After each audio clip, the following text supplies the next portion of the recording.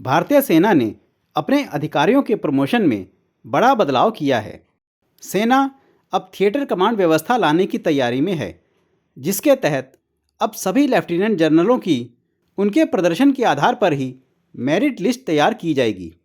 सेना की ओर से कहा गया है कि ये नई व्यवस्था 31 मार्च 2025 से लागू होगी, जिसका उद्देश्य मेरिट के आधार पर चयन को बढ़ावा देना है।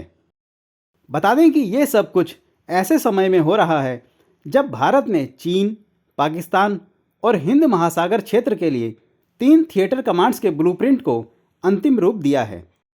भारतीय सेना की ये नई नीति लेफ्टिनेंट जनरलों के लिए एनुअल कॉन्फिडेंशियल रिपोर्ट यानी कि ACR फॉर्म के तहत लागू होगी। मीडिया रिपोर्ट्स के मुताबिक ये नई नीति सेना के 6 ऑपरेशनल कमांड्स, 1 ट्रेनिंग कमांड के वाइस चीफ और कमांडर इन चीफ पर लागू नहीं होगी। भारतीय सेना में करीब 11 लाख जवान हैं।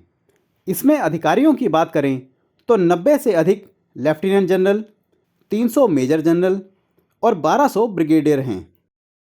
बता दें कि इंडियन एयरफोर्स और नेवी में प्रमोशन को लेकर पहले से ही रैंक आधारित मूल्यांकन प्रणाली लागू है। अब सेना के तीनों विंग में प्रमोशन को लेकर एक समान नियम बन गया है। रिपोर्ट के मुताबिक एक अधिकारी ने कहा कि लेफ्टिनेंट जनरल स्तर पर पहले कोई मेरिट की व्यवस्था नहीं थी।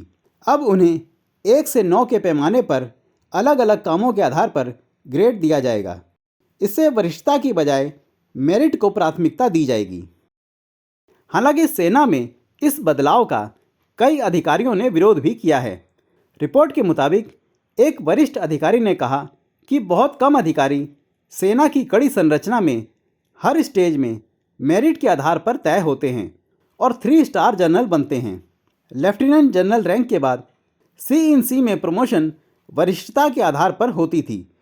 इस स्तर पर अब योग्यता को शामिल करने से राजनीतिक या बाहरी हस्तक्षेप के लिए दरवाज़ा खुल जाएगा। Bureau report, news wire. Channel को लाइक व सब्सक्राइब करें तथा बेल आइकन को दबाना ना भूलें।